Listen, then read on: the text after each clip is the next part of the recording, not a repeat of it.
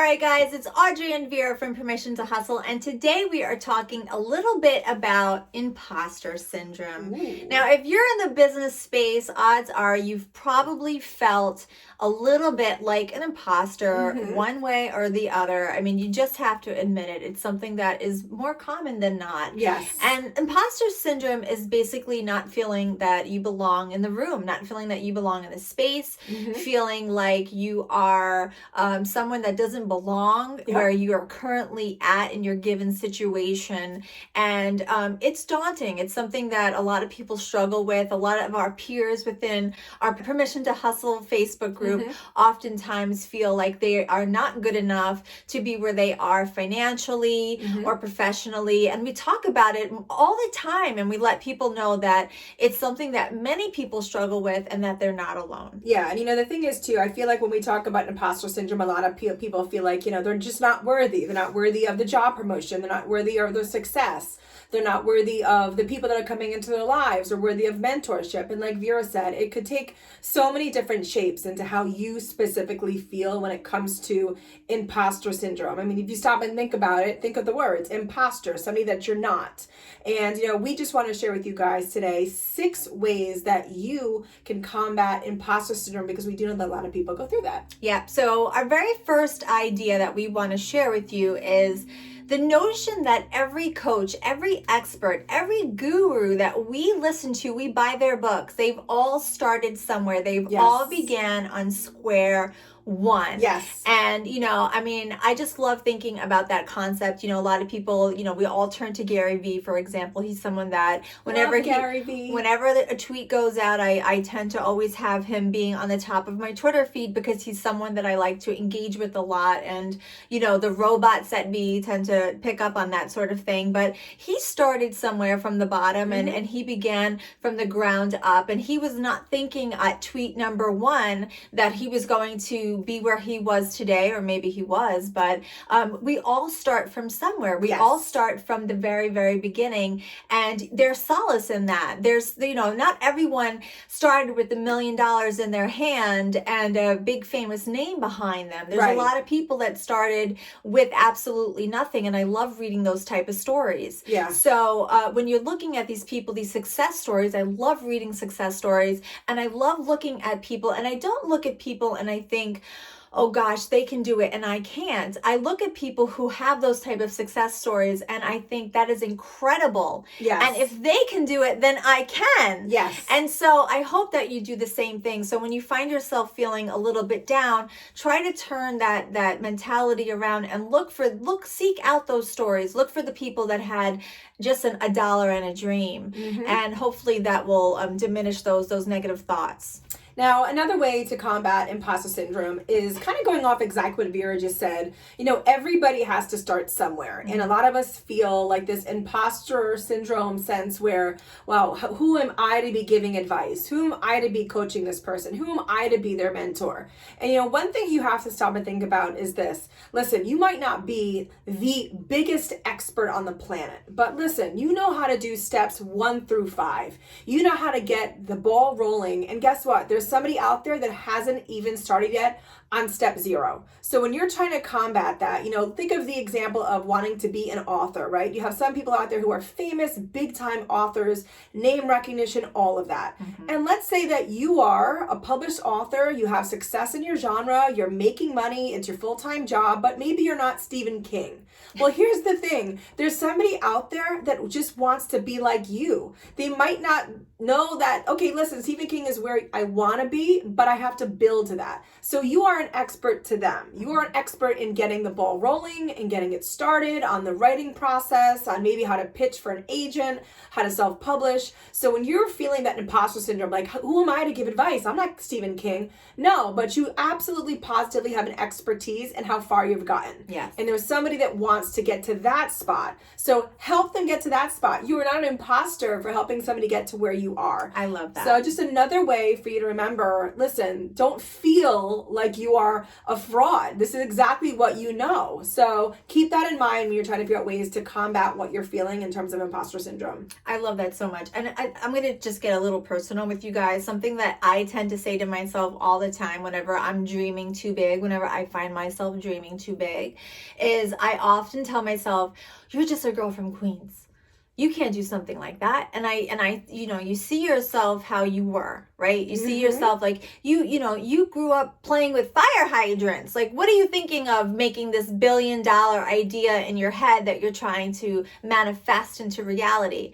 And the fact of the matter is you can't do that. And you have to separate your facts from your feelings. Yes. And that's our next tip. So you have to separate your facts from your feelings. And when I get those feelings, when I start to get down on myself saying, you're just, and it's like, no, I'm not just, because look at all the things that I was capable of doing. Like, yeah, okay, we grew up on the stoop and we played under a bridge, but guess what? Look at all the stuff that I've done since that time, and what a great ride it's been. So don't ever look at yourself and get caught up in these feelings, these thoughts that we have, this negative speak that's in our head, because our negative speak, we are our worst enemies. We are literally the worst enemies of ourselves. That is the crux of imposter syndrome. Nobody is doing this to us. We are doing this to ourselves.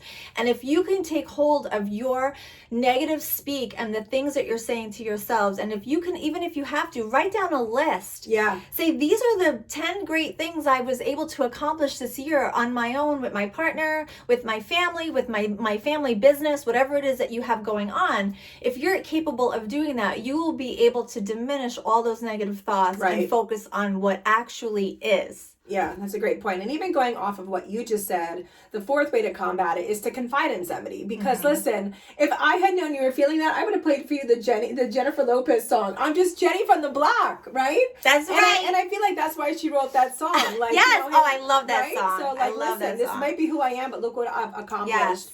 So really dive into the fact that have those people that you can confide in, that you can talk to. Vera and I have each other, so we always have each other's ear. We kind of know what's going on. We always can have that, like that check-in point. But if you don't have that person, find that person. Maybe it's a parent, maybe it's a friend, maybe it's a colleague, but someone who you can talk to, and they can honestly talk you down off the ledge. Because if you are feeling imposter syndrome and you are feeling not good enough, not worthy enough, and not worthy of the success that you're getting, you really should confide in somebody, because you want someone to take you and go, no, this is why you deserve it. This is why you should be open to it, embrace it, because you are worthy, and this is why you're worthy. And sometimes it is as simple as that, to have that friend or that person in your life, that mentor, that's going to give you that self-check point. You really want to make sure you have people that have your best interest at heart. And when you are feeling these feelings, because they're not fun feelings to have, if you've ever felt it, you do know. Sometimes it's like a deep, dark hole that sometimes it's tough to crawl out of. Yes. And to have somebody there to pull you out is something that really we all should have in business, especially as an entrepreneur, because it can be a really isolating world sometimes. Yes. So find those people to confide in and bring you right out of that. And the last two that we have, I think, are the most important two. So make sure that you stick around until the end. And if you've liked these tips so far, make sure that you hit the subscribe button and that notification bell, because we have so much more coming up. But, again, this is all about attitude, and this is all about taking these thoughts and try to making them from negative to positive. But take the notion of feeling this imposter syndrome and try to flip it on its side and view it as a gift. So you're waking up and you're not feeling your best, and you're feeling like you're not in the right position. You're not feeling like you belong. Well, I want you to take that attitude and take that emotion and turn it around, turn it on its side, and say, no, this is a gift. This means that I'm willing to learn. This means I'm willing to grow. This means I want more for my business. I want more for my clients. I want more for myself. Right. And that means that you are not satisfied. You are not happy with where you are currently, and you want more education, more knowledge, more growth. Right. And to me, if you look at it that way, and if you say, I am not the best, then that means I'm willing to grow and I'm willing to learn. And so Right. I'll take that any day of the week because I will forever be a student. I will Right. forever seek knowledge. I love learning. I love, every day we wake up and we're sort of looking through industry news. What don't I know? That's sort of like my most favorite thing to do every single day. What don't I know? What new happened? Is just today Right. we were That's a talking good about point. something that happened new on Pinterest. It's always great to sort of seek out that new knowledge. And so if imposter syndrome forces me to always be a better person in my space, then maybe it's not so bad. Absolutely. And then the 6th way to combat imposter syndrome is probably short and sweet, but it's something that you really need to hear. So, and we want you to really think about this. If you're feeling imposter syndrome, it really is a symptom of success. And that's a good thing. It means that you are growing at a really great, like just a speed, rate. You're riding the success wave. And it's something that you're looking at yourself going, oh my God, this is happening really fast for me. Or it's happening and I didn't believe that it was going to happen so quickly. Or I have worked so many years for this to happen and it finally has happened. So make sure you keep that in mind, that if you are feeling this, it really is a reason that something good is happening for you. So take that for what it is as well. Ride that success wave and make sure you know that it's because you're in a good spot for your business, for yourself, and don't forget that really is important for you guys to hear. It means that something's going right.